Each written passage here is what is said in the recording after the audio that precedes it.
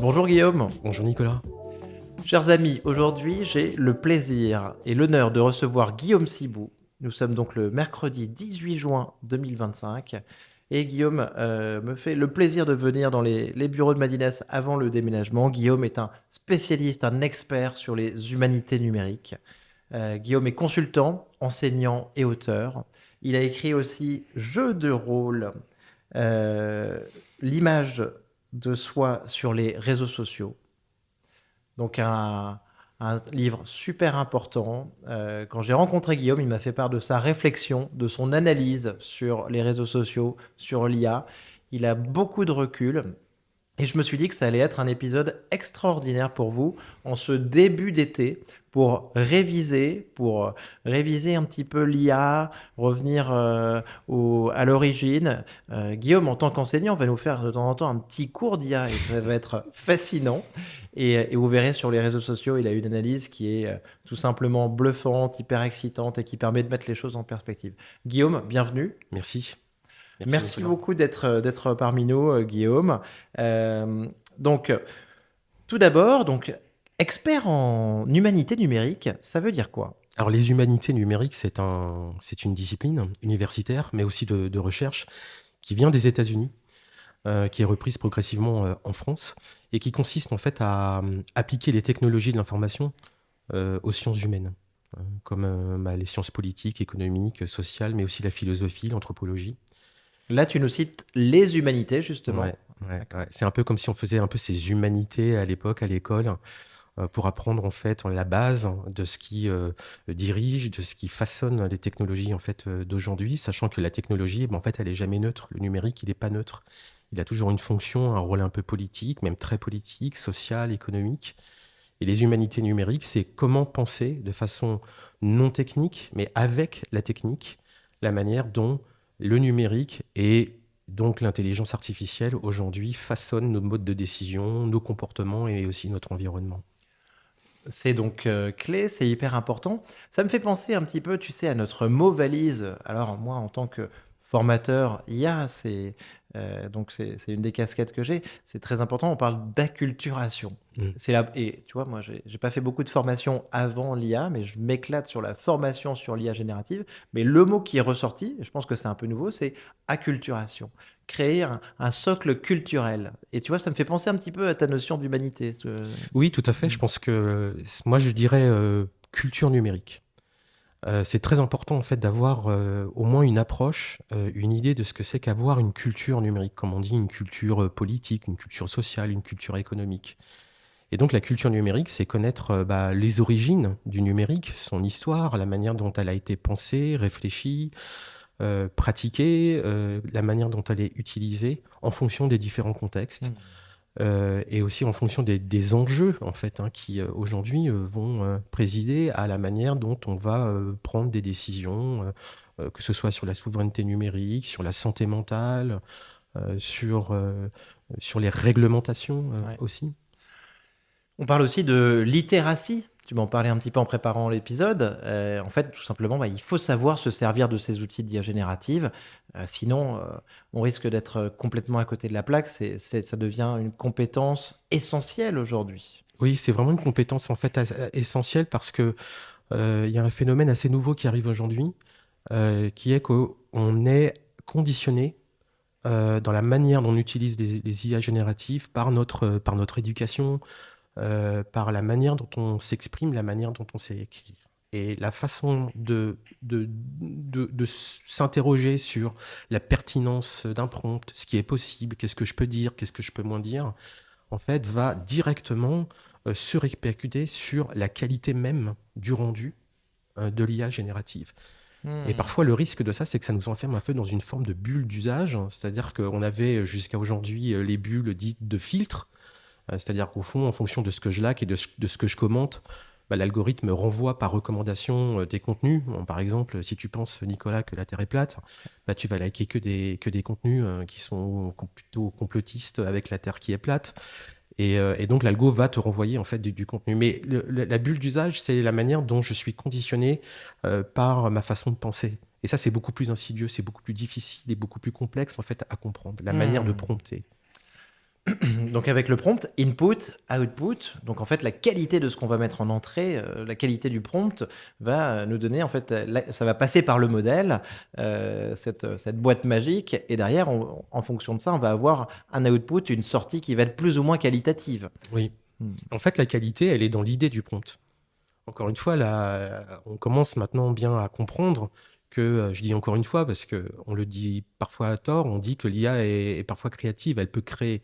C'est une erreur de sémantique, mais c'est aussi une erreur de conception des choses et d'approche vis-à-vis de l'IA. Elle n'est pas créative, elle est dite générative. Hein, il y a Luc Julia qui a écrit un livre qui est tout à fait intéressant sur ce sujet-là. Et elle est générative. Pourquoi? Elle est générative parce qu'elle ne fait que produire du texte sur une base de jeu d'entraînement de données et par corrélation en fait, statistique, elle va prévoir le mot qui suit, etc. Ça, c'est des choses qu'on commence à comprendre, qui sont assez partagées aujourd'hui. Et elle n'est pas créative parce qu'au fond, elle n'a pas de ressort et elle n'a pas non plus d'intention. Il n'y a pas d'intentionnalité dans la manière dont elle va répondre, entre guillemets, au prompt. Et donc, s'il y a une forme de créativité, qu'elles soient entrepreneuriales, stratégiques, parfois même littéraires et artistiques, en fait, cette créativité-là, elle est dans l'idée même que je mets dans le prompt de l'IA Tout à générative. fait. Je comprends. Alors après, dans notre quotidien, en tout cas pour moi, Guillaume, tout ce qu'on fait, c'est pas une idée neuve, créatif, une découverte. De temps en temps, on répète, on peut faire des tâches routinières aussi. Et là-dessus, tu vois, je pense que l'IA peut nous permettre de gagner beaucoup, beaucoup en efficacité. J'ai vu une phrase qui m'a fait réagir là-dessus la semaine dernière. C'est donc Greg Eisenberg, un écrivain américain, qui disait on est dans un nouveau monde. Jusqu'à présent, une idée ne valait rien. Mais là, maintenant, en fait, avec ChatGPT, on n'est qu'à un prompt de transformer cette idée, tu vois, en action. Et alors après, en plus, avec les agents qui arrivent, hein, qui vont être capables de faire encore plus de choses, plus que générer du texte, on peut se dire, en fait, à partir d'une idée créative, je peux arriver à un texte rédigé, un email, un projet, un document, un petit film, un extrait, une vidéo. Et en fait, on se rend compte qu'on passe via l'interface ChatGPT ou IA générative, vraiment d'une idée, tu vois, à quelque chose de beaucoup plus construit que ce qu'on pouvait faire par avant. Oui, bien sûr, c'est beaucoup plus construit parce qu'en fait, l'IA générative, elle est entraînée sur des modèles, des jeux de données qui sont beaucoup plus vastes que ce à quoi moi je peux penser en fait à l'origine. Donc on peut parfaitement arriver à des choses auxquelles on n'a pas pensé, et ça c'est ça l'efficacité aussi, le rôle d'efficacité de l'IA générative. Après, le risque de ça, c'est qu'il puisse y avoir une forme de moyennisation du rendu en fait de Bien l'IA sûr. générative. Et ça, on peut par exemple l'observer dans LinkedIn. Je ne sais pas si tu l'as observé, mais je pense, j'en suis sûr. Aujourd'hui, il y a quand même une nouvelle tendance sur LinkedIn qui consiste à rédiger tous ces posts avec ChatGPT. Et en fait, ça se voit, ça se remarque. Et en fait, Évidemment, le risque de évidemment. ça, c'est que en fait, ça moyennise la qualité en fait des contenus. Hmm. Donc il faut vraiment conserver son authenticité, son originalité, ce qui fait nous et son expertise. Et là, on peut faire quelque chose peut-être d'intéressant, mais c'est sûr que le flow ou le slop, la bouillie industrielle conservée au cochon, entre guillemets, ça, on n'a pas forcément envie de voir ça, d'être exposé à ça sur nos flux LinkedIn, sur nos réseaux sociaux. Guillaume, merci beaucoup. Les 2 dernières années, ça fait bientôt 2 ans et demi, ça fait pile 2 ans et demi que ChatGPT est sorti. Toi, tu étais déjà dans le numérique avant. Comment est-ce que tu as vu cette révolution Cette révolution-là, je l'ai trouvée assez extraordinaire. Maintenant, ce qu'il faut bien avoir en tête, c'est que c'est pas une révolution de type technologique, parce que les agents conversationnels, en fait, ils ont déjà une histoire.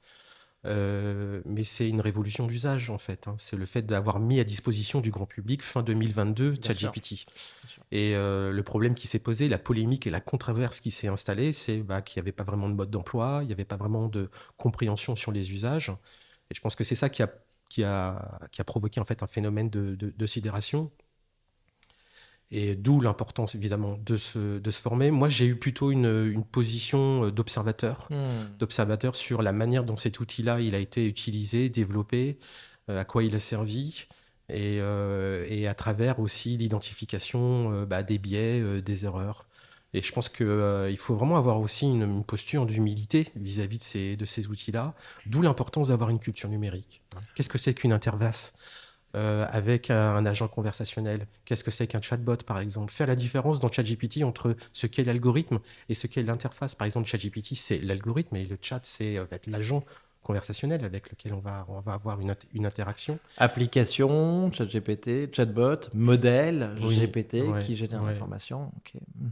En fait, Algorithme, interface, tout à fait, d'accord. ouais. Mhm. Et il faut bien faire aussi cette distinction. C'est là aussi le rôle de la culture numérique entre une technologie et une application. Parfois, on a tendance à avoir ce discours assez techno, critique, ou parfois pro-technologique sur tel type d'application, sur tel type de technologie. En fait, en soi, une technologie, elle est, je dirais, ni bonne ni mauvaise. Ça va être les conditions de son application là qui vont poser un certain nombre de questions, voire même de problèmes d'ordre éthique, d'équité, d'égalité, de responsabilité. Hmm. Merci Guillaume. Toi, tu utilises ChatGPT, je ne trahis pas de secret, c'est ça ton outil préféré Oui, alors moi tu l'utilises je régulièrement? suis peut-être un peu ringard. Moi, j'utilise ChatGPT 4. Voilà, le 3 n'est plus à jour de toute façon. Y a pas de Mais ringard, en tout cas, t'es pas, enfin, il y a 800 millions de personnes chaque semaine qui l'utilisent dans le monde, hmm. semble-t-il. Derrière ta question, Nicolas, je pense qu'il y a vraiment une interrogation qui est de l'ordre de la temporalité, liée à l'actualité des nouvelles versions, ChatGPT 4, 5, Claude 4.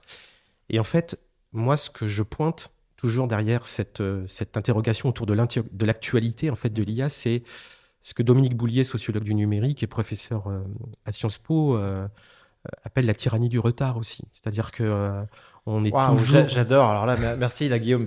C'est notre 135e épisode et je remercie donc nos auditeurs pour leur patience. Mais on parle tout. Là, tu viens j'adore cette expression. Je vais te laisser développer, mais je parle très souvent ici d'une IA fatigue, tu vois, qu'on peut avoir à suivre ces nouveaux outils, à être à la page et tout ça. Et c'est un exercice que je fais avec nos auditeurs.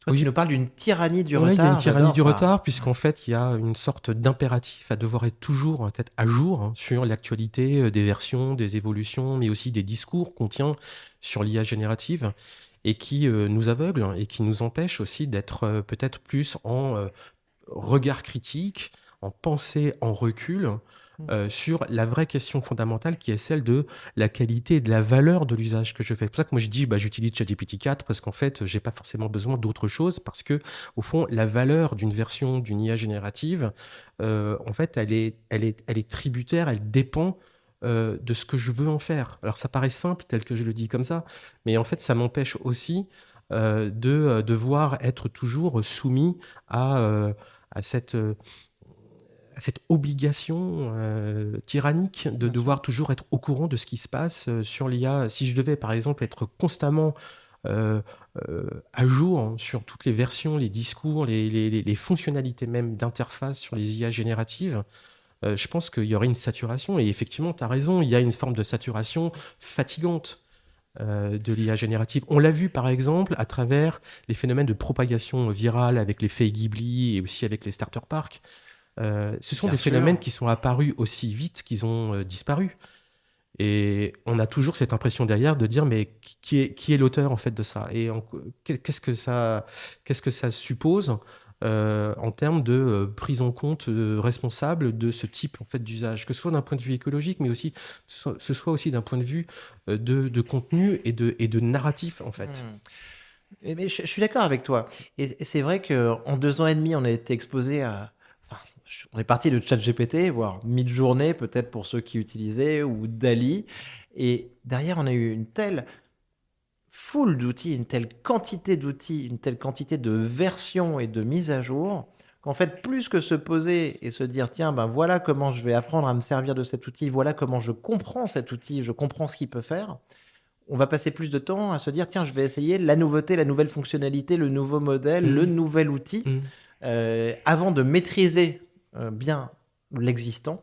On est déjà sur la version d'après ou sur quelque chose qui est encore plus puissant. Et on en revient en effet, encore une fois, à la notion de culture numérique, c'est-à-dire que qu'est-ce qu'un algorithme?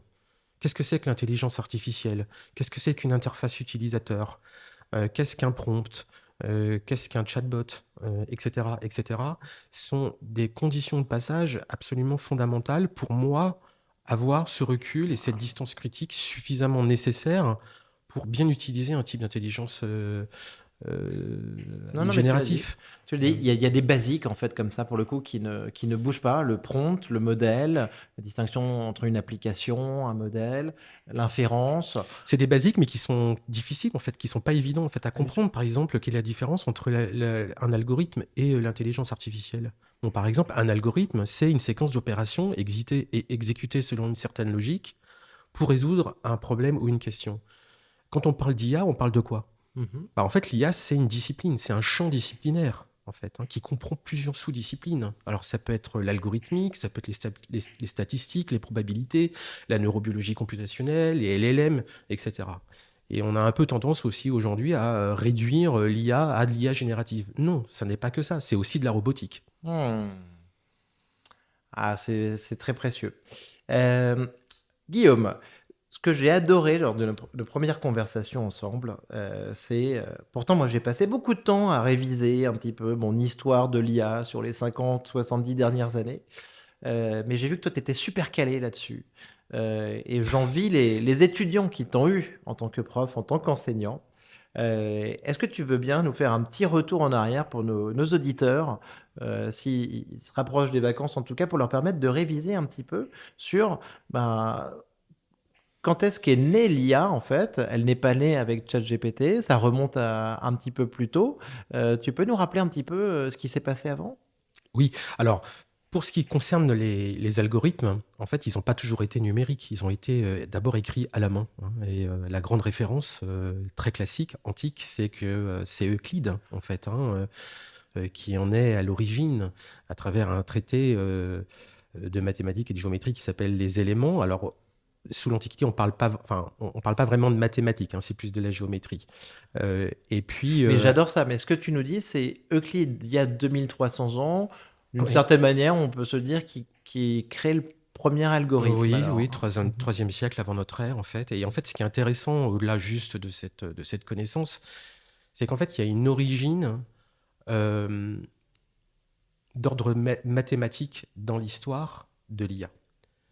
Ce qui consiste à dire qu'on peut rendre Mhm. automatisable un raisonnement. Et qui donc amène à poser la question et la réflexion entre l'intelligence machinique de la machine et l'intelligence humaine. Le terme d'algorithme vient du savant perse Al-Khwarizmi, comme ça se prononce, Al-Khwarizmi, C'est au un nom 8e sympa. siècle, 8e siècle après notre ère.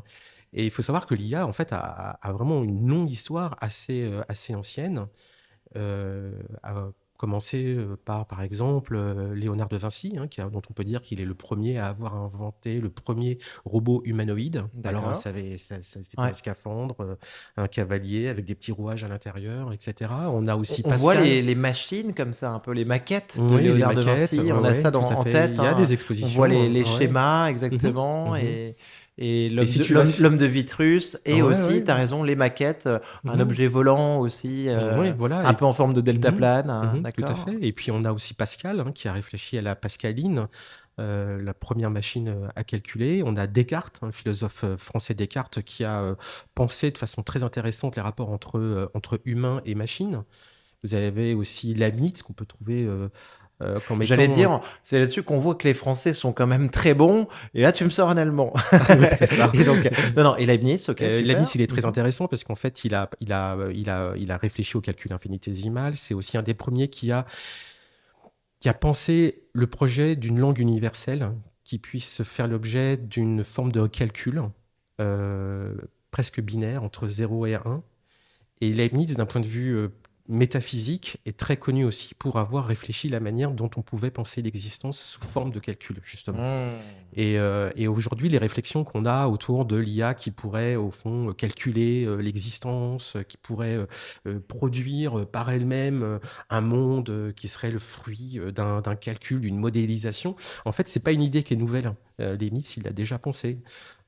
Produire, simuler, générer un monde, simuler. Oui, à travers des scénarios possibles, des modélisations. En fait, alors on va pas faire un cours de philo, mais Leibniz a eu cette idée assez extraordinaire qui avait pour objectif d'expliquer la raison d'être du monde. Eh bien, en fait, il assimile Dieu, il identifie Dieu à un Dieu algorithmicien. Dieu est une forme d'algorithme qui a calculé une infinité de scénarios. Et parmi tous ces scénarios, il y en a un qui est advenu et qui était le meilleur et le plus parfait possible. Et c'est cette peur aussi qu'on a là aujourd'hui qui consiste à se dire et si un algorithme, une IA, pouvait penser la perfection à ma place, le meilleur des mondes à ma place. Ah bah écoute, merci, merci Guillaume de nous faire ces rappels historiques, c'est très précieux.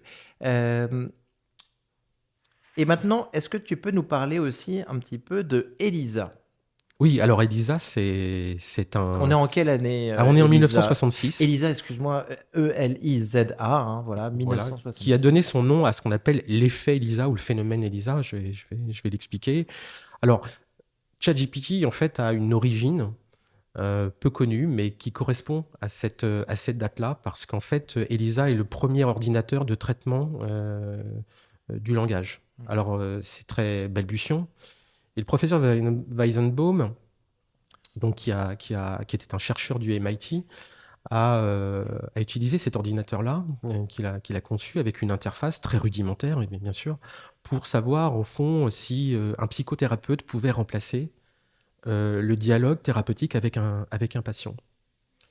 Alors, ça avait la taille presque d'un piano, hein, Elisa. Un psychothérapeute sous forme de robot, tu veux dire?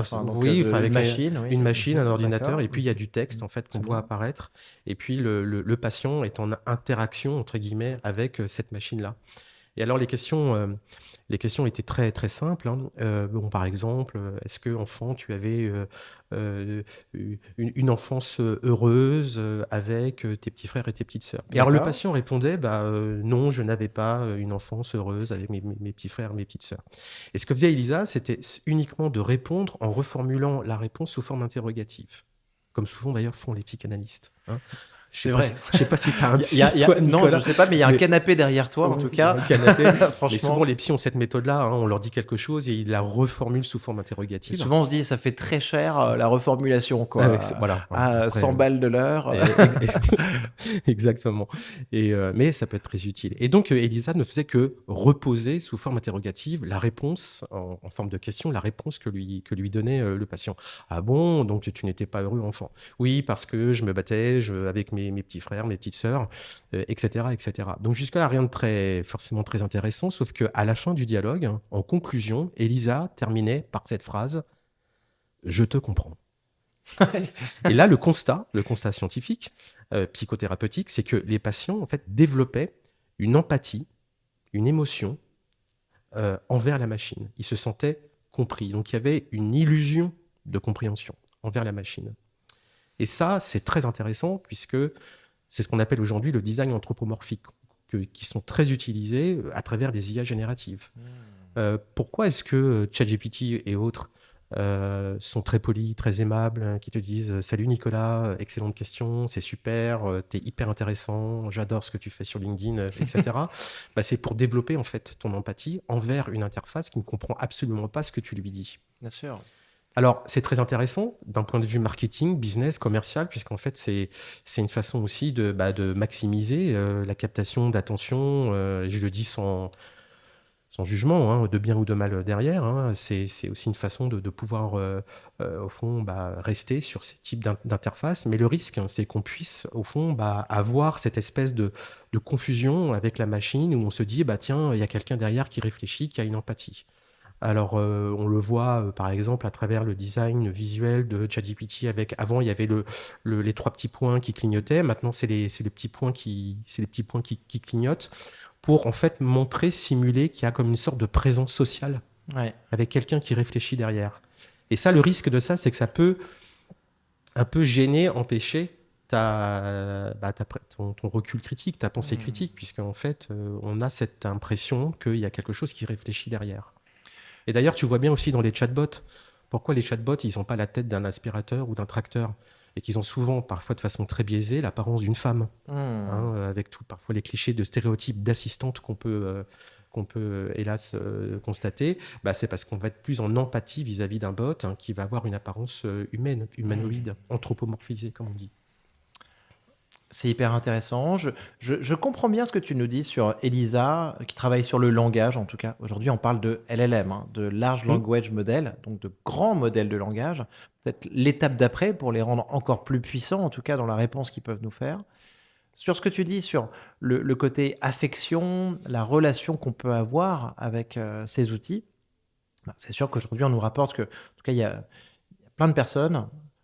On nous dit beaucoup de jeunes, hein, d'ailleurs, les jeunes générations, en tout cas, qui développent vraiment une relation affective avec ChatGPT et les outils d'IA générative, qui en font un confident, qui parle avec eux, un petit peu dans le mode de je te comprends, là, dont tu nous parlais. Euh, donc c'est très important. Et après, bah, évidemment, on s'est tous dit au début, qu'est-ce qui se passe avec ChatGPT dans ce mode anthropomorphique. On a l'impression qu'il y a quelqu'un derrière qui nous répond, on le voit réfléchir, alors qu'en fait, bah, ça derrière, ça va maintenir l'engagement, on est dans quelque chose de conversationnel, mais derrière, ChatGPT, bah, il fait des opérations de calcul, il fait Hmm. des inférences Hmm. pour produire des tokens à l'aide d'un algorithme sur des serveurs Mhm. qui sont basés dans des data centers, Mhm. peut-être aux États-Unis, quoi. Mhm. Mhm.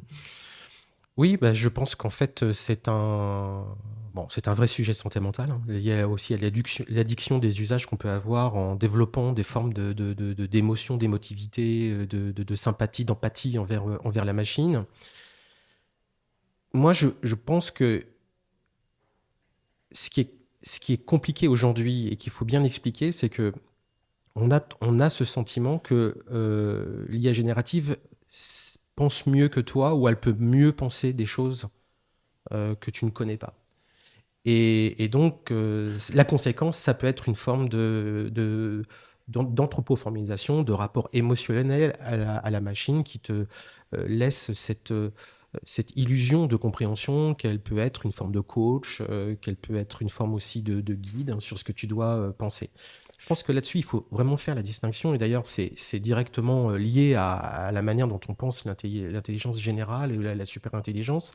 C'est qu'il faut bien faire la différence entre ce qu'est penser et ce qu'est connaître. En Hmm. fait, une machine, elle permet de connaître mieux que moi. Et ce qui est toujours troublant dans l'IA générative, particulièrement parce que c'est conversationnel, c'est que ça me renvoie toujours à ma finitude. C'est parce que je ne peux pas tout savoir. Elle Bien sûr, calcule forcément mieux que moi, bien sûr. hein. Mais c'est la même chose. Elle était entraînée sur plus de contenu qu'on pourra en lire dans notre Exactement, mais c'est vie. la même chose que ta calculatrice, en fait, Si ta calculatrice, elle est hyper utile, c'est parce qu'elle sait bien mieux calculer que toi, beaucoup plus vite, beaucoup plus efficacement, etc., et avec des volumes massifs, Hmm. colossaux. Et en fait, la distinction qu'il faut faire, c'est qu'une machine, elle peut connaître mieux, mais par contre, elle ne va pas penser. Et le vrai danger, c'est de déléguer la pensée. Et on confond les choses. Et le point de confusion, c'est celui de la conscience. C'est-à-dire qu'on croit que demain, après-demain, dans 10 ans, alors c'est souvent dans des discours très futuristes, eh bien, l'intelligence va pouvoir être dotée d'une forme de super intelligence artificielle qui serait celle de la conscience. Mais c'est faire une confusion dommageable entre ce qui est penser et connaître, en fait. Hmm.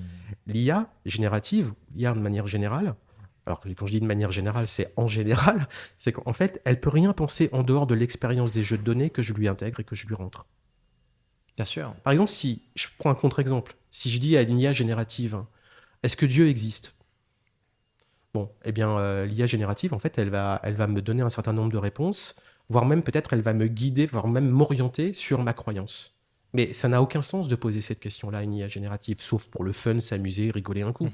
Mhm. Pourquoi? Bah, parce qu'en fait, des notions comme par exemple la liberté, est-ce que je suis libre, pas libre, quel est le bien, quel est le mal, c'est quoi Dieu, est-ce qu'il existe, ce sont des questions qui sont de l'ordre de la pensée humaine, au-delà de l'expérience du monde, et une machine est incapable Hmm. de répondre. Mais ces machines, aujourd'hui, on veut leur... en tout cas, elles nous donnent cette illusion elle simule très bien. C'est sûr qu'à chaque fois, on se tourne vers elle en leur demandant un petit peu de penser à notre place, en leur demandant des grandes questions. Et il faut faire très attention là-dessus. Oui. Très attention aux mots, à intelligence, à conscience. Mm. C'est des sujets qui sont... c'est des questions philosophiques, des questions de langage, De sémantique. de sémantique, de tout à fait. sémantique, ouais. C'est loin d'être simple, loin d'être évident. Oui, parce que la simulation, c'est pas de la pensée. Et penser que une IA créée ou réfléchie ou l'idée qu'elle apprendrait par elle-même de façon complètement autonome, c'est se tromper sur le sens des mots, sur le sens de la sémantique. Et je pense que c'est là où il faut être extrêmement précis. Et aussi être lucide sur les discours un peu marketing, même très marketing, qu'on entend parfois de grands noms, hein, comme Sam Altman ou même Elon Musk. Parce que derrière aussi, ça dirige des orientations stratégiques sur la recherche. Et l'intelligence dite générale, qui consisterait à dire qu'il y aurait cette super intelligence d'une IA en fait autonome, bah, c'est juste qu'en fait, c'est de la corrélation statistique à un ordre supérieur. Mais ça ne veut pas dire que l'intelligence artificielle est dotée d'un sens pratique ou d'un sens émotionnel. L'erreur qu'on fait aujourd'hui, c'est de rapprocher de plus en plus l'intelligence humaine de l'intelligence de la machine. Ouais. Il y a un grand psychologue américain qui a très très bien expliqué ce qu'était l'intelligence. C'est Robert Sternberg, Ok. de Stanford, Columbia, qui explique qu'au fond, il y a 3 types d'intelligence Très humaine. bien. Il y a l'intelligence de type analytique, c'est-à-dire le raisonnement par le calcul. Et ça, la machine, elle le maîtrise. Entre autres, par exemple, via le langage binaire. Et puis, tu as Alors, l'intelligence... et ChatGPT est pas très bien, justement, à la base, en tant que modèle probabiliste, mais Oui. la machine, à la base, nos calculatrices, les ordinateurs, Oui, très bien, en c'est une effet. maîtrise de Et- l'intelligence et analytique. mieux que nous, Oui. mieux que ce qu'on pourra faire. Et tu as ensuite l'intelligence dite pratique, Ok. et ça, c'est le bon sens, c'est le sens commun, hein. C'est ce qu'on appelle plus communément, parfois en langage un peu gauche, l'intelligence situationnelle. Mais c'est la capacité à t'adapter en fait à un environnement, c'est la capacité que tu as de comprendre des choses qui t'entourent et envers lesquelles tu vas avoir un comportement adapté, hein. Donc c'est le bon sens, c'est le sens pratique. Et puis tu as une autre... L'intelligence est ce que tu utilises quand tu ne sais pas quoi faire, enfin, un petit peu en mode piagé. Tout Is à what fait. you use when you don't know what to do, quoi, tu Complètement. vois, enfin, d'accord, situationnel, Et c'est très Descartes bien. qui dit que le bon sens, c'est la chose du monde la mieux partagée. Alors, il ne le dit pas dans le sens populaire, il l'entend au sens de la raison. D'accord. Mais la raison, c'est justement pas que du calcul, parce que penser, ça n'est pas calculer, c'est pas la même chose, en fait. Et c'est ça l'erreur qu'on fait, c'est qu'on a tendance à penser que l'IA va être plus intelligente que nous. Non, c'est parce que l'IA calcule mieux que nous. Elle n'est pas plus intelligente, elle calcule mieux que nous. Elle n'est pas dotée d'un sens pratique. Et elle n'est pas non plus dotée de quelque chose qui est fondamental, qui est l'intelligence dite émotionnelle ou l'intelligence créative. L'intelligence créative, Ça, c'est le troisième type, alors? c'est le troisième type D'accord. d'intelligence identifié par Robert Sternberg et qui est celle des artistes. Hein, des artistes, des écrivains, mais c'est aussi l'intelligence de l'amour et du désir. Et on sait très bien que quand l'IA générative te dit Nicolas, je te désire, par exemple, Elle me le dit pas trop souvent elle te dit pas trop encore. souvent peut-être, voilà. En fait, elle ne comprend pas ce qu'elle dit. C'est passionnant. Merci de découper pour nous, de nous offrir ce découpage de ces différentes formes d'intelligence, Guillaume. Alors, est-ce que tu peux nous parler aussi, mais je pense que c'est dans la lignée de ton raisonnement, on a le fameux Mechanical Turk.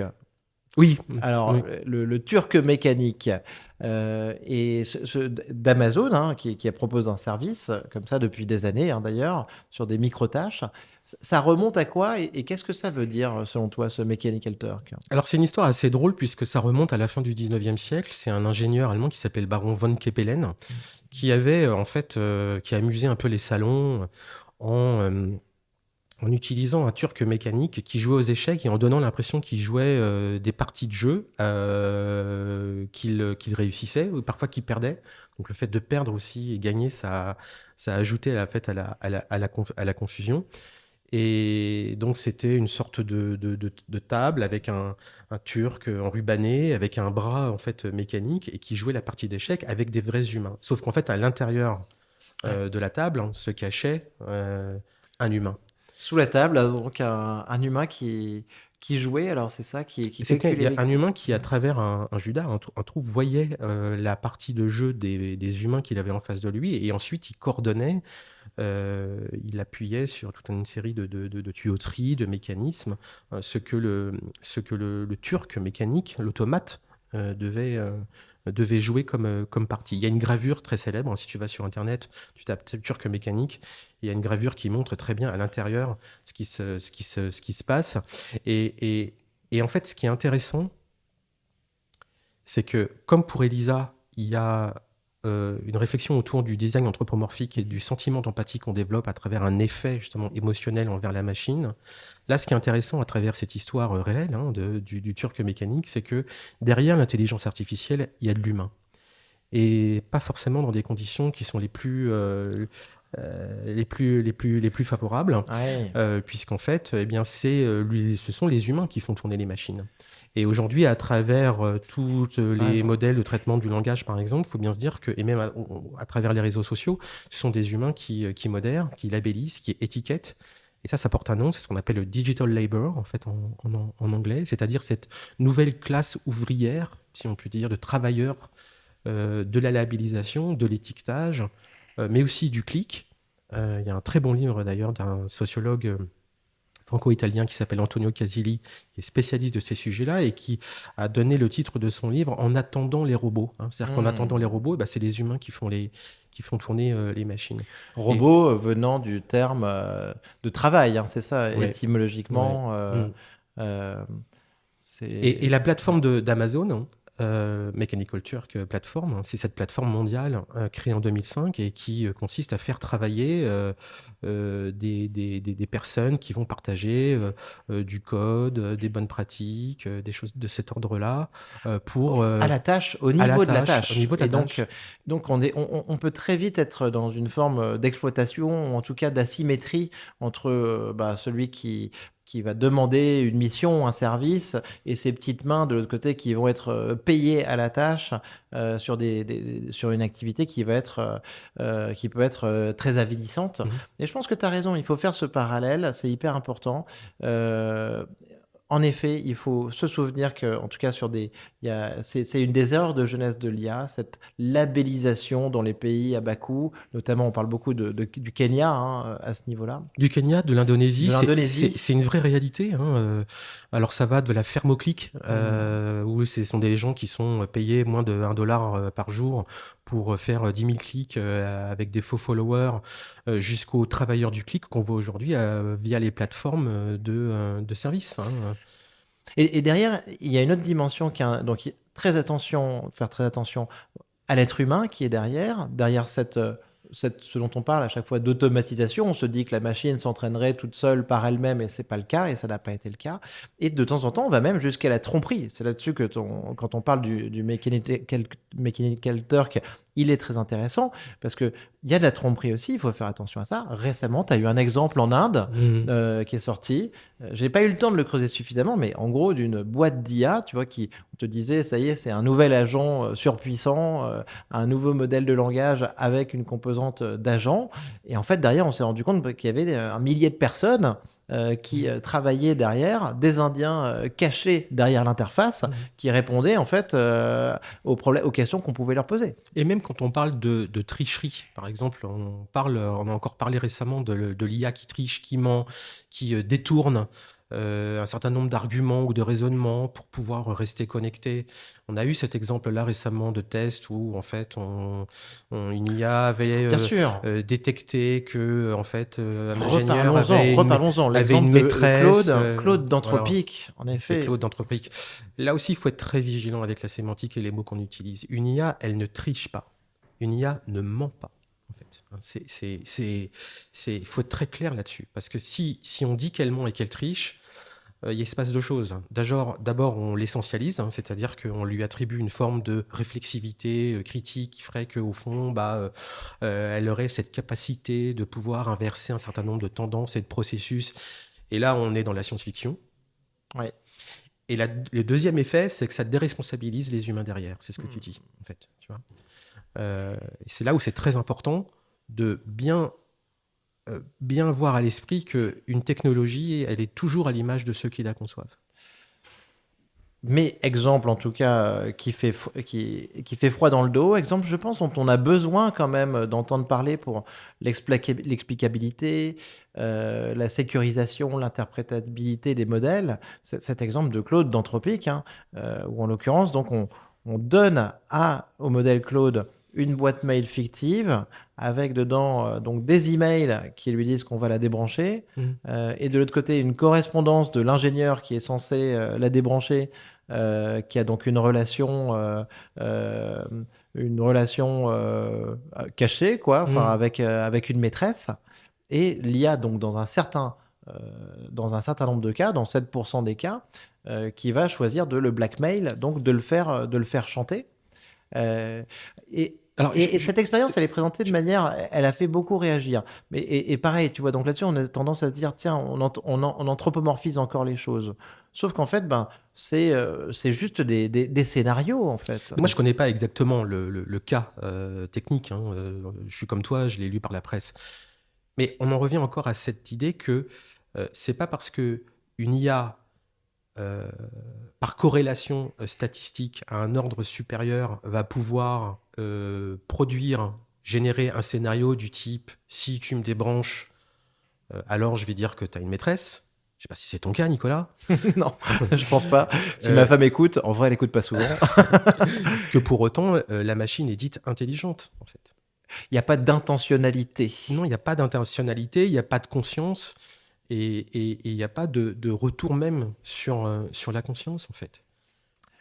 Merci Guillaume. Le test de Turing, on est obligé d'en parler. C'est la question que j'ai posée pendant un an donc sur ce podcast. Est-ce que ChatGPT a passé le test de Turing? Toi, t'en penses quoi, Guillaume? Oui, il a passé le test de Turing, mais il faut comprendre en quoi. Alors, d'abord, il faut préciser que Turing a fait une expérience de pensée. C'est pas quelque chose qu'il a effectivement réalisé. Il imagine en 1950, à travers une publication, le test qui s'appelle un test d'imitation, où on imagine que tu es dans une pièce et qu'en face de toi, il y a deux autres pièces fermées et tu ne sais pas dans laquelle des deux pièces il y a un ordinateur, une machine qui te parle ou un humain qui te parle. Et donc, tu vas poser des questions. Et à partir des réponses, tu vas pouvoir dire ah, bah ça, c'est une machine qui me répond. Ouais. Du type, genre, bah ça, c'est Elisa qui me répond, parce que vu comment elle me répond, elle me répond Bien toujours sûr. en me reposant la même question. Et puis là, tu vas dire, bah non, là, c'est un humain qui me parle, parce que je vois bien qu'il y a une sensibilité, qu'il y a une intelligence, il y a une profondeur dans la qualité de ma réponse, etc. Et là, je sais bien que c'est un humain qui me répond, parce qu'il peut y avoir une ambiguïté, une nuance, etc. On fait un peu Et du donc, test de Turing permanent en ce moment sur nos feeds LinkedIn. Qu'est-ce qui est écrit par un être humain ou par une machine? ouais, De temps en temps, les ouais, c'est deux. vrai, ouais, c'est vrai. C'est Ok. vrai, c'est vrai, c'est vrai. Il y a des hommes-machines, beaucoup, sur LinkedIn aussi. Et en fait, au fur et à mesure du test, il va se passer quelque chose que tu vas de moins en moins arriver à faire cette différence-là entre ce que une machine répond et entre ce qu'un humain te répond. Et si jamais il arrive à un moment du processus du Ouais. test où tu n'arrives plus à faire cette différence, sachant que tu ne sais pas qui Bien est sûr. où et quoi dans les pièces que tu ne vois pas, ce moment-là de confusion ou d'indifférenciation dans ta compréhension des réponses et dans ton jugement, on va dire que tu vas passer le test de l'intelligence artificielle. C'est-à-dire qu'au fond, la machine va arriver à un tel degré de simulation et donc d'imitation de l'intelligence humaine que tu vas plus pouvoir faire cette différence-là. Mais attention, le test de Turing n'est pas un test qui sert à établir une pensée humaine à un moment donné. Ce que les tenants de la singularité technologique, on peut y revenir dessus, mais essaient de nous faire croire. C'est-à-dire, au fond, l'idée qu'il y aurait comme un basculement de la machine vers une intelligence. Non. En fait, ce que le test de Turing, c'est qu'à un moment donné, tu passes le test de l'intelligence artificielle parce que tu ne sais plus faire la distinction. Un test d'imitation. C'est un test d'imitation. Tu ne sais plus faire la différence de ce qui est de l'ordre de l'humain et de ce qui est de l'ordre de la machine. Merci pour ces précisions, Guillaume. Mais ce que je comprends derrière, c'est que, donc, d'accord, on n'est pas sur un test d'intelligence. Ça ne veut pas dire que la machine devient à ce moment-là plus intelligente que On nous. est sur un test mais par d'imitation de l'intelligence. D'imitation. Mais par contre, ça pose des vraies questions Les vraies questions que ça va poser pour moi, ça va être au niveau ensuite de la fiabilité de l'information, de savoir distinguer est-ce que c'est un homme, est-ce que c'est une machine. Si on a des contenus qui affluent sur Internet en quantité astronomique Mhm. et qui sont générés par la machine, il peut y avoir un risque de désinformation qui peut être colossal. À Mhm. ce moment-là, j'ai besoin de savoir, moi, en tant que citoyen, euh, en étant exposé à ces outils numériques, ce qui est généré par la machine ou ce qui est généré par un être humain, et c'est pas ce qui est vrai ou ce qui est faux, c'est une autre notion encore, mais c'est pouvoir être capable de dire bah tiens ça c'est 100% généré par des machines, j'ai envie de le savoir. Et tu vois, c'est là où Mm. l'information est très importante. C'est-à-dire que les institutions, les organisations, les entreprises ont une responsabilité éthique Mm. d'informer l'utilisateur, quel qu'il soit, qu'il a affaire à une intelligence artificielle avec laquelle il est en train en fait d'interagir. Mm. Aujourd'hui, le danger, moi que je vois, et je suis pas le seul, c'est pas que l'intelligence puisse arriver à une forme de conscience. Ça, c'est encore une fois, c'est de la science-fiction. Mm. Hein.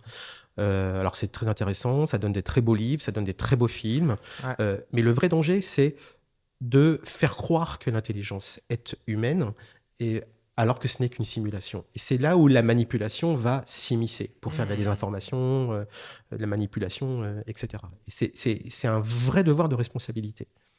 Tu as raison. Et ça, je sais que c'est un sujet sur lequel tu travailles, au niveau de la gouvernance algorithmique, sur lequel tu conseilles des entreprises, sur lequel tu as une vraie réflexion. La gouvernance algorithmique, c'est la conception de toutes les bonnes pratiques qui vont pouvoir encadrer la manière dont on va développer et utiliser une IA, soit qu'on la développe soi-même ou qu'on l'achète à un fournisseur. Et cette gouvernance-là, elle n'est pas juste de l'ordre de la conformité réglementaire. Hein, c'est pas non plus que de Hmm. l'organisation.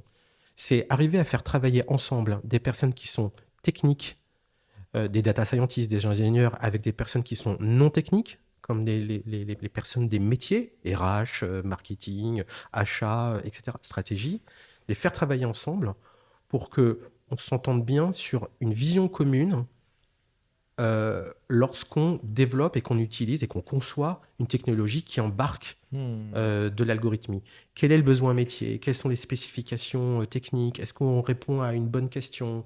Est-ce qu'on a envisagé, par exemple, tous les scénarios possibles qui pourraient arriver et qui auraient pour conséquence d'engendrer des discriminations d'ordre technologique? Est-ce qu'on teste les technologies? Est-ce qu'on les rétro-teste? Bien sûr. Etc. Et c'est ce que l'IA Act qui arrive va nous obliger à faire. L'IA Act va obliger les entreprises à savoir bien classifier les niveaux de risque, Hmm. minimes, limités, Bien sûr. élevés, à haut risque. Et elles vont devoir aussi documenter techniquement Ouais.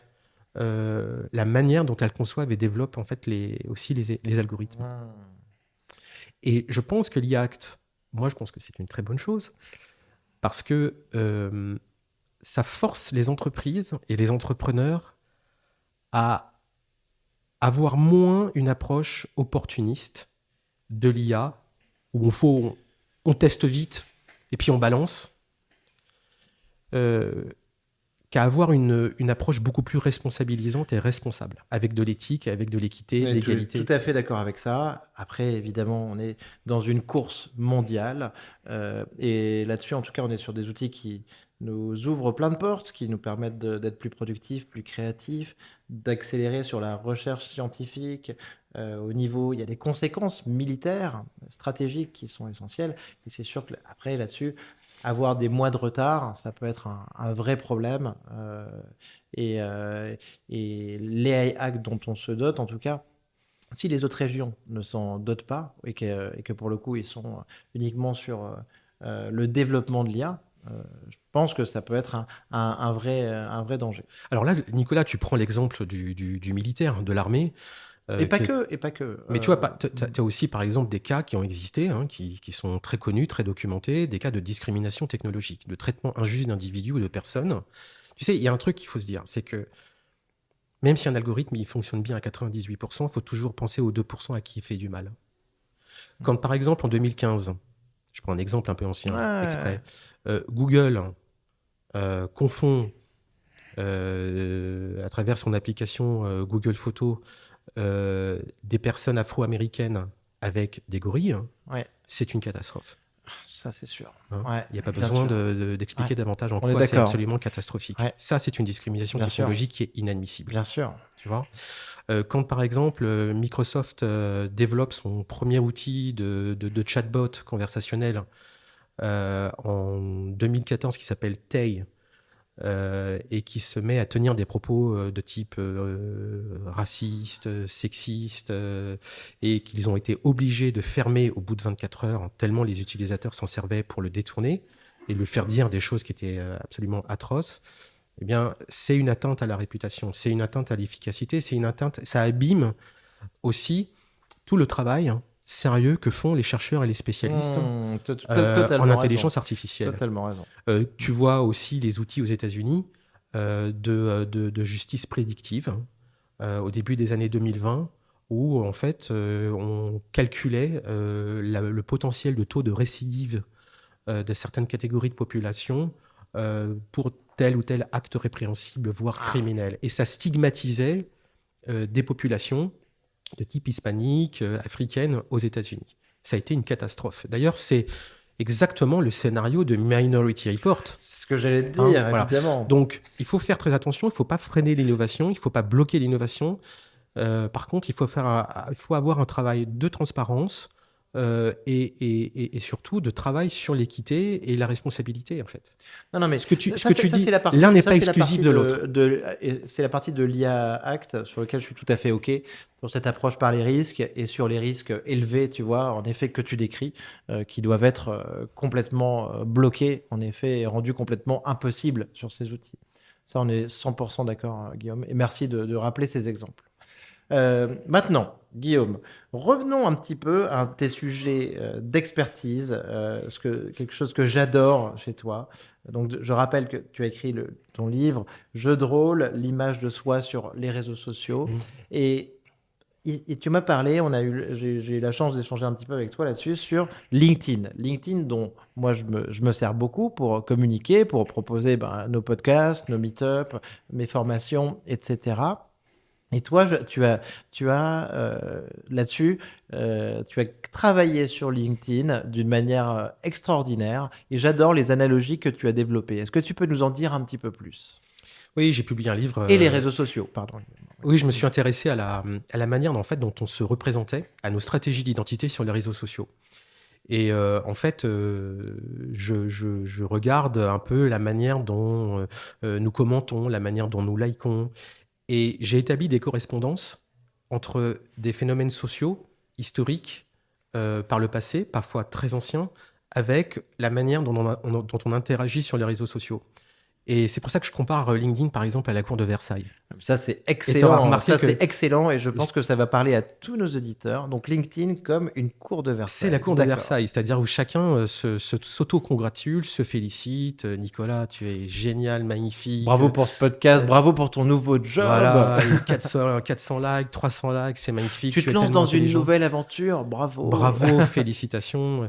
Et donc, on est dans ce phénomène de cours qu'un sociologue très connu qui s'appelle Norbert Elias avait écrit, observé, analysé dans un ouvrage qui s'appelle La société de cours, qu'on appelle la curialisation. C'est-à-dire, en fait, la manière dont je me comporte avec toi, c'est une logique de cours où je vais t'observer.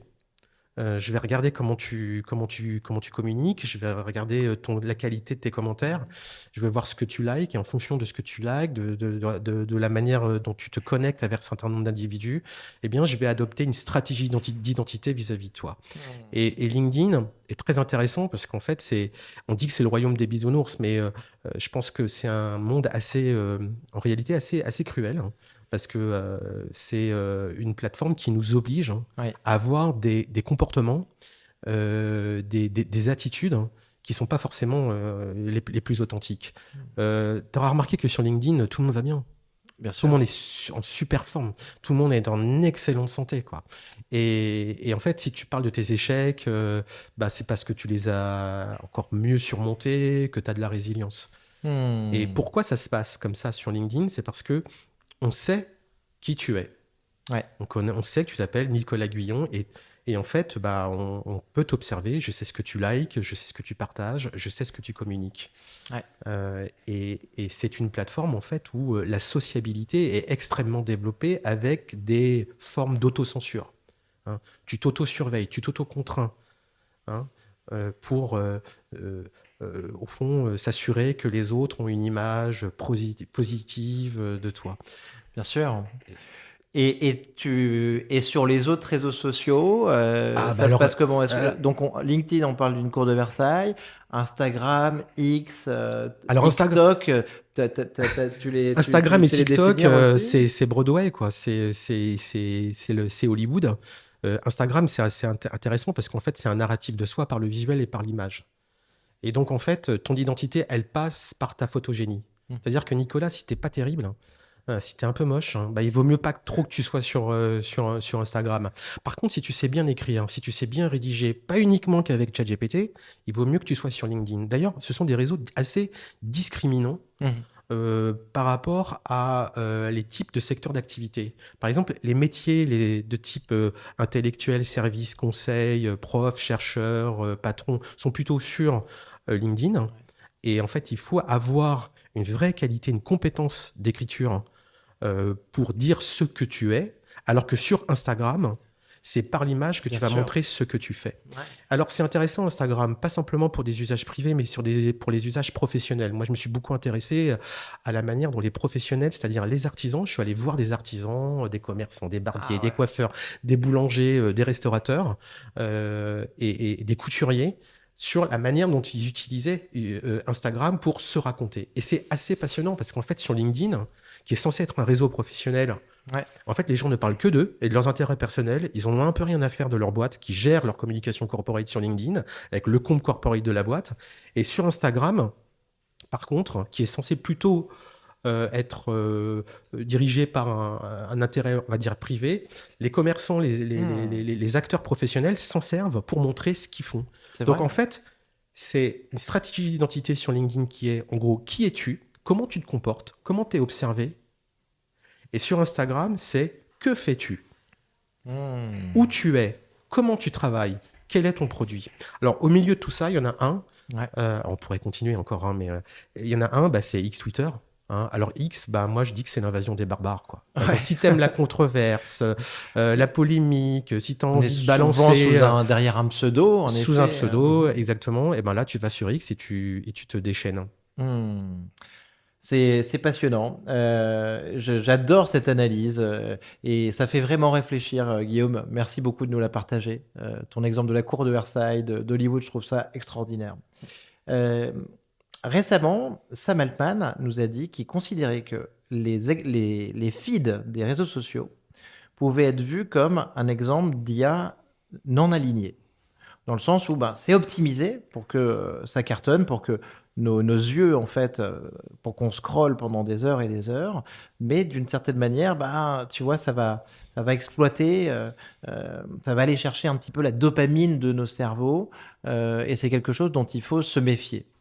Mm. On dit que sur les réseaux sociaux, on a peut-être une IA qui est non alignée, parce que les feeds de réseaux sociaux, sont blindés d'intelligence artificielle prédictive pour déterminer un petit peu ce que tu dois voir, pour capter ton attention le maximum, le plus longtemps possible. Et ça fonctionne, mais on n'est pas sûr que ça soit très bon pour nous. Alors les réseaux sociaux, ils sont conçus pour maximiser notre taux d'engagement. Et les algorithmes, ils ont fini par amplifier des phénomènes comme la désinformation, la polarisation, les comportements addictifs, voire conflictuels. Hein. On en a parlé par exemple avec X Twitter. Donc on peut parler d'une forme d'optimisation qui soit sans alignement humain, parce qu'en fait les réseaux sociaux, bah, ils optimisent des métriques, enfin en tout cas les IA utilisées par les réseaux sociaux optimisent des métriques comme les clics, les vues, les temps d'écran, sans souci de valeur humaine. Tout à fait. Donc Juste là, sur la performance et l'engagement. voilà, et sans souci de valeur humaine, comme par exemple la vérité, la santé mentale et une forme de cohésion sociale. Donc on peut parler d'une perte de contrôle progressif, euh, parce qu'au fond, bah, on n'a pas toujours la main, les concepteurs n'ont pas toujours la main sur les effets globaux de leur système. Hmm. Et donc, Bien sûr. c'est un laboratoire à ciel ouvert, hein. Mm. Super intéressant, merci beaucoup Guillaume. Je repense un petit peu à ton analyse de la cour de Versailles. Je me dis que ça vaudrait peut-être le coup, et peut-être que tu travailles déjà dessus, de nous faire un update aussi sur ChatGPT, Claude, Ouais. Midjourney, Mm. euh, ces différentes IA, Grok, un Mm. peu qui sait quoi. Mm. Parce Mm. que en vrai, on sait qu'ils ont tous une personnalité, ces modèles, que l'entreprise éditrice va leur donner. Grok d'Elon Musk, qui va être sans filtre sur les réponses, qui peut même te sortir des blagues ou être provocant. ChatGPT, qui va être toujours partant pour te répondre. Claude qui peut être un super scribe hyper professionnel, voilà, et après tous les outils créatifs qu'on connaît. Il y a une personnalité aussi qui se dégage de ces outils. Mm. Alors, j'y ai pas réfléchi. Hmm. Tu me donnes une super idée et il faudrait que je réfléchisse à quelle correspondance, en fait, ça pourrait matcher. Franchement, si tu arrives à nous faire quelque chose aussi génial que sur les réseaux sociaux, je suis très curieux de Alors, voir ça. ce qui peut être drôle, c'est de voir comment, sur LinkedIn, hein, il pourrait y avoir une tendance de passer de la cour de Versailles à la cour des miracles. Parce qu'en fait, la cour des miracles, c'est que chacun y va de ses états d'âme, va raconter ses vacances, ses défauts, ce qu'il a fait, Ouais. son chez soi, parfois des choses tout à fait incongrues, étonnantes. Et alors évidemment, c'est une image un peu forte, hein, la cour des miracles, mais en tout cas, ça montre que les réseaux sociaux évoluent. Ah, mais on le voit, on le voit, Et que, Guillaume, de plus en plus. On dit aux gens, il faut que vous soyez vous-même, authentique et tout ça pour ouais, réussir ouais, sur les ouais, réseaux ouais. sociaux. Et c'est sûr que sur LinkedIn, on est passé d'un update de job à je range ma chambre et je Bien te montre sûr. comment, hein. Ouais. Enfin, C'est bien plus qu'un CV augmenté.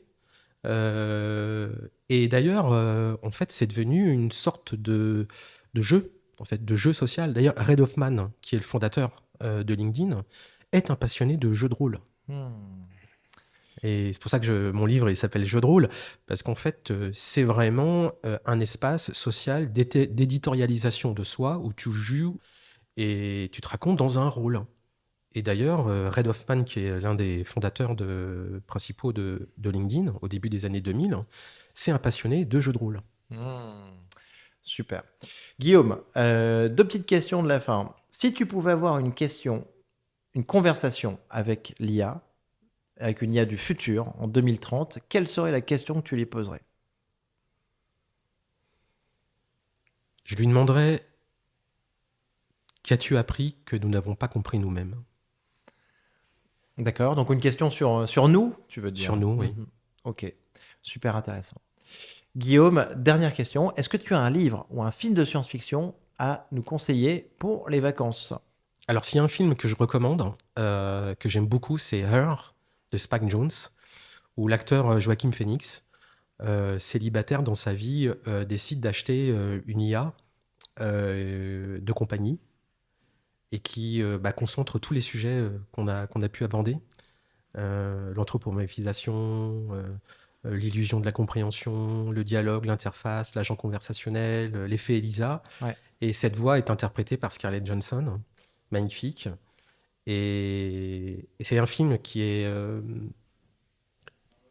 la fois poétique, mélancolique, très profond et qui montre à la fois l'utilité, l'intérêt et ce qu'est avoir une IA au quotidien avec soi, avec toutes les dérives que ça peut comporter en termes d'illusion, d'incompréhension. Et je trouve que c'est un très beau film, en fait, qui date déjà de 2013. Hein. Donc il est un peu vieux, quoi, déjà. Et il avait déjà tout dit sur tous les enjeux qui concernent nos rapports avec les IA dites génératives. Bien sûr, ça s'est avéré être euh, un des scénarios, en tout cas, qu'on a pu voir dans les films, qui a été le plus proche de ce qui s'est réalisé au final. Donc super intéressant, avec un petit côté dystopique dont il faut se méfier, mais super histoire pour ceux qui l'ont pas vu, à voir absolument. Et si j'ai un livre à recommander, c'est non pas d'un chercheur, d'un scientifique ou d'un intellectuel. C'est le livre d'un écrivain italien qui s'appelle Alessandro Baricco, Mhm. qui est un Italien écrivain connu, euh, et qui a écrit un livre magnifique qui s'appelle The Game et qui est un formidable ouvrage d'apprentissage de ce qu'est la culture numérique. Et il est accessible à tous, il est très bien écrit et je le recommande parce qu'il est justement littéraire. Ah bah génial, Guillaume. On ne l'avait jamais cité. On va regarder donc The Game. Guillaume, merci beaucoup. C'était passionnant. Merci. Tu nous as permis de nous rappeler tous ces concepts, toute cette histoire sur l'IA qui est fondamentale pour bien comprendre ce qui se passe. Et j'encourage donc tout le monde à te suivre sur LinkedIn. Et en tout cas, n'hésitez surtout pas à échanger avec Guillaume. Merci beaucoup, c'était passionnant. Merci Guillaume. Merci Nicolas. Merci à Merci. toi. Bravo, vous avez écouté cet épisode de Comptoiria jusqu'au bout.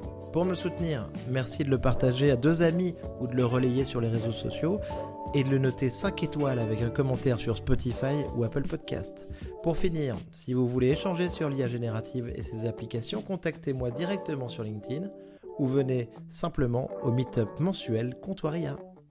À bientôt!